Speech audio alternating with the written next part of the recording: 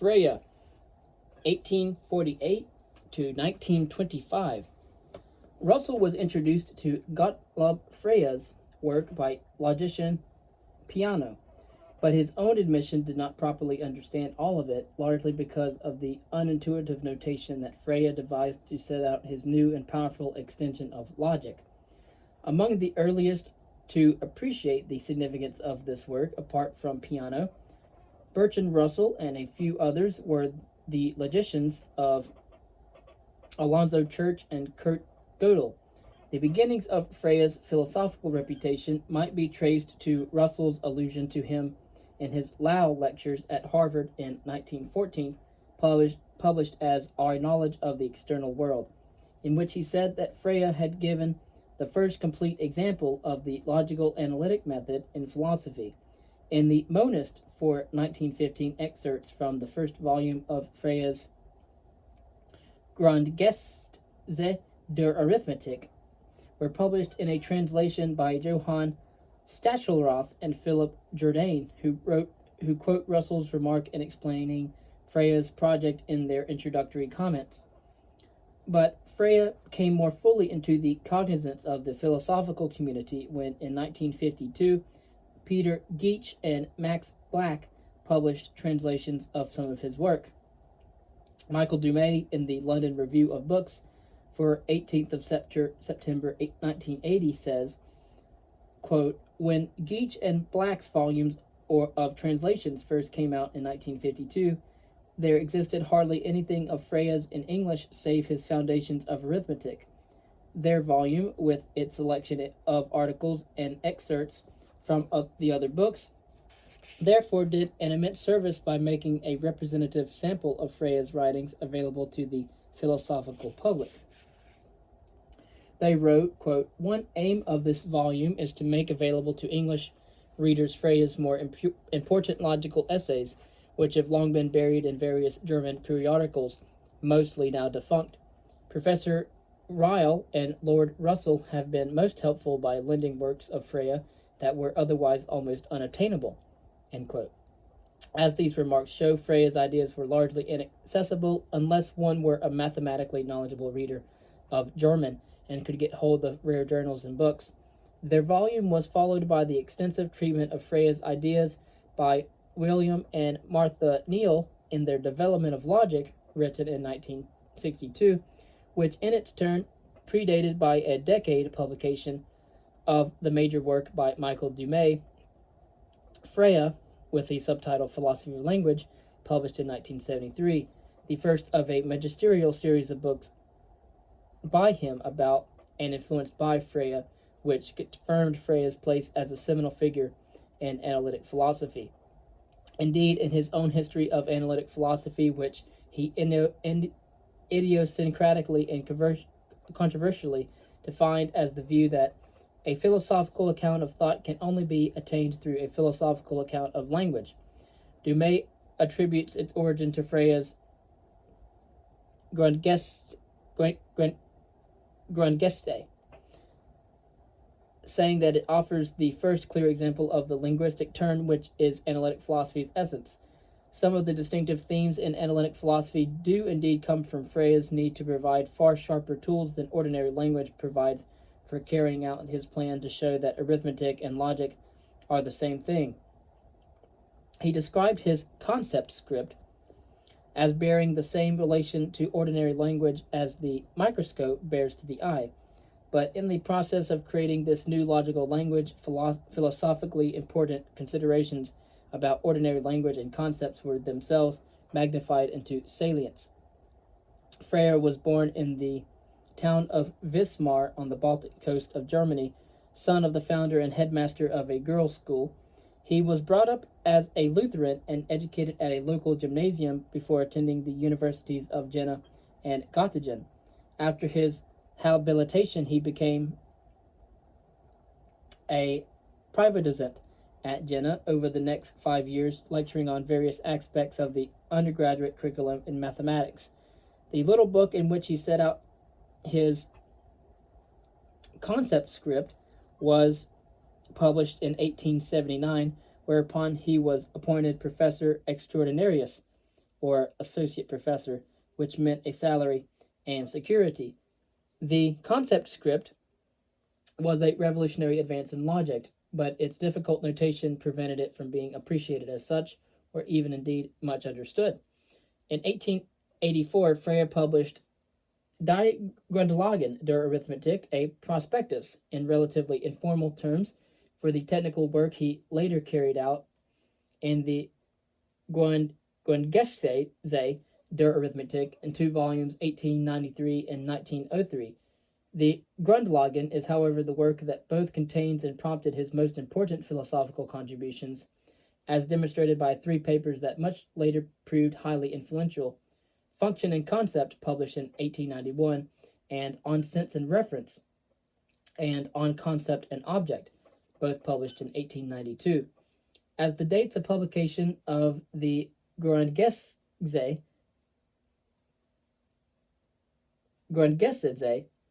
volumes showed, the second appeared shortly after Russell communicated to Frege the devastating discovery of the paradox. In the exchange of letters between them, about 10 on each side, Russell set out a number of the points he went on to develop, and Frege, after the initial shock, tried out his own solution to the problem. Because the second volume of the Grundgesetze was just about to appear, Frege added a postscript explaining Russell's discovery and suggesting a way of shoring up his project despite it. He persisted in trying to find a solution until 1906, when it seems he lost heart altogether and abandoned the endeavor which had been his life's work. But in the process he had made contributions to logic and philosophy of the very first value. It is regrettable to report that in old age Frege, always politically conservative, came to express outright fascist and anti-Semitic views, along with others who supported the rise of Nazi ideology in that place and period, among them Martin Heidegger, whom we have already discussed. Frege's importance to logic speaks for itself. He revolutionized it by inventing a formal system and associated notion, which is in effect the predicate calculus of modern mathematical logic. Russell and Whitehead invented an approved and more intuitive notation for representing quantification and the structure of complexes, which Frege had developed, thus making the idea more accessible. But in the process of developing his logic and the ideas necessary for applying it to his chief aim, which was to demonstrate the identity of logic and arithmetic, which is the same as saying to demonstrate that arithmetic can be reduced to logic, which is analytic, Frege also developed a philosophy of language, and this aspect of his achievement is of equal importance. He arrived at a philosophy of language through the necessity of having to explain reference, how a term refers to objects or concepts, and this is in turn required devising a theory of sense, which is, to speak very roughly at this juncture, what one has to know about a term to be able to identify what it refers to. It is important to note at the outset Frege's rejection of psychologism. Psychologism is the view that concepts are to be explained by reference to the mental processes or states in the minds of those employing them. Among other things, this implies that the laws of logic and mathematics are generalizations from the way minds work. Logic was said to describe the laws of thought, and psychology is the science of how we think, hence the connection. On some views, for John Stuart Mills, for example, the mathematical concepts such as number were thought to be empirically grounded in the experience of counting. Against such views, Frege emphatically argued that logic concerns an objective realm which has nothing to do with how people think, and therefore cannot be reduced to empirical or psychological considerations. He offers the example of self-identity in proof of this claim. Self-identity is the principle that everything is identical with itself, and it is true by definition of the word identical. We do not have to tour the world inspecting each thing to see if it is self-identical. If psychologism were true, the meaning of identical would be constituted by ideas in the brain of someone thinking about identity. Or more correctly, it would be constituted by the ideas in the various brains of various people thinking about identity, perhaps differently from each other, and perhaps over time coming to think about it differently from how they earlier thought of it. But the meaning of identical is not subjective nor liable to fashion, said Frege. It is objective. Another way to put the point is to say that there is a difference between the belief that some proposition P is true and P's being true. Frege's argument was that the truth of P cannot be reduced to the belief that P is true.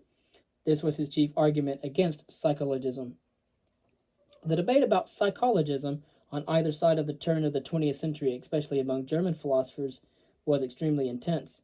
Frege convinced Edmund Husserl to abandon his earlier psychologistic stance, and it was Husserl's anti-psychologism that promoted the vigorous debate in which defenders of psychologism claimed, among other things, that the laws of logic are normative and based on considerations of value.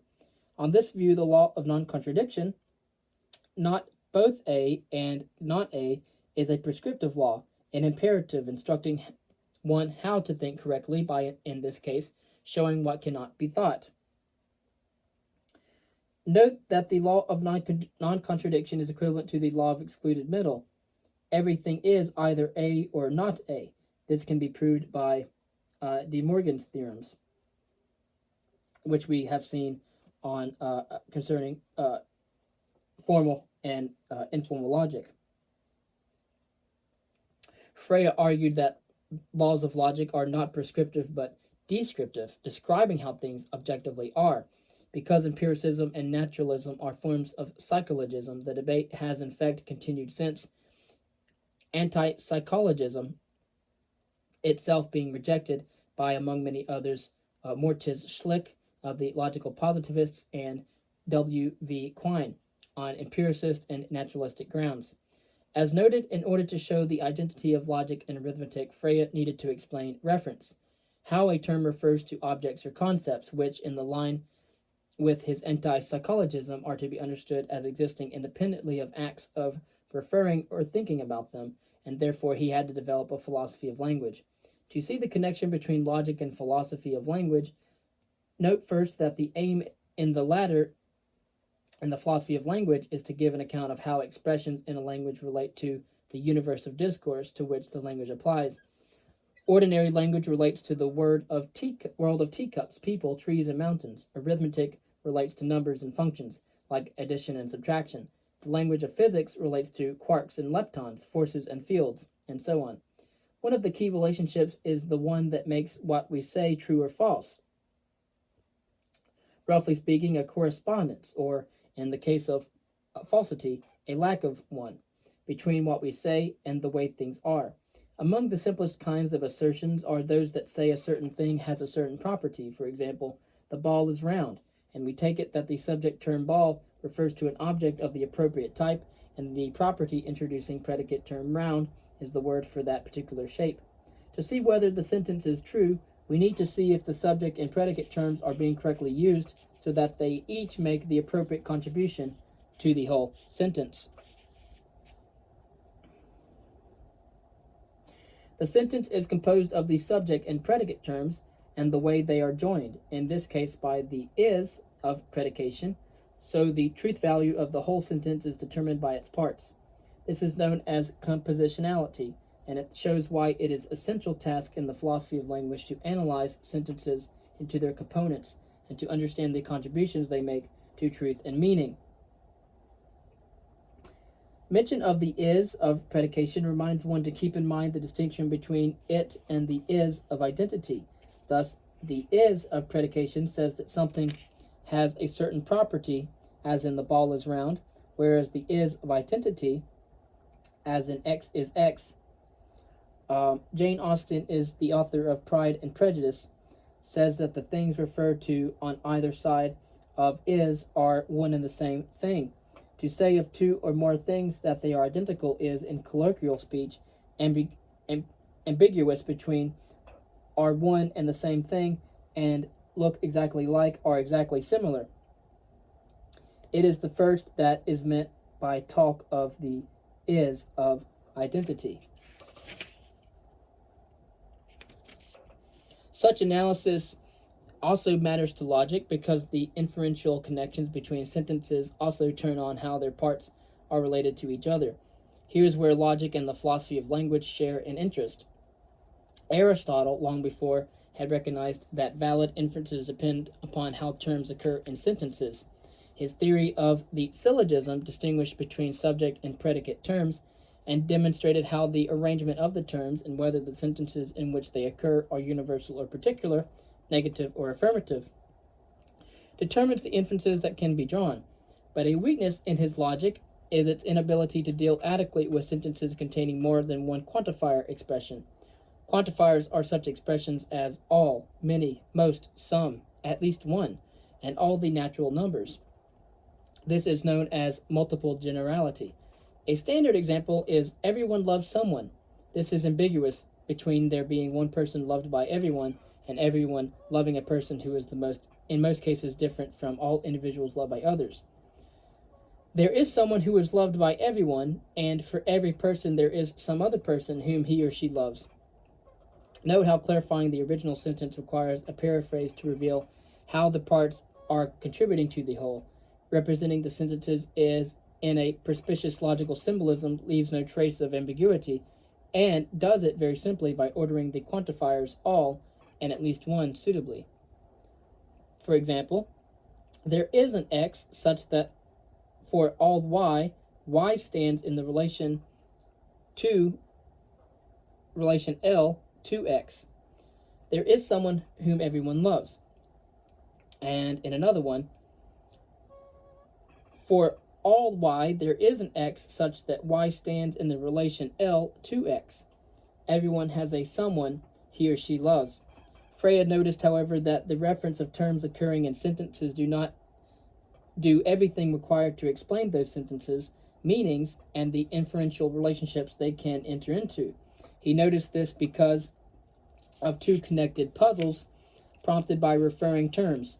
One concerns identity statements, and the other concerns contexts in which referring terms fail to contribute compositionally to the truth value of the sentences in which they occur. Consider the identity statements 1 plus 1 equals 2.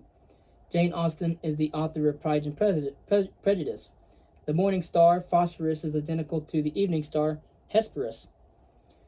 Logically speaking, these all have the same form x equals x, though they appear as a equals b, where a and b are different referring expressions, and the meaning of Jane Austen is different from Jane Austen is the author of Pride and Prejudice. For one big thing, the latter is more informative than the former, whereas you can determine the truth of x equals x just by looking at it. You cannot determine the truth of the morning star is the evening star without doing some astronomy.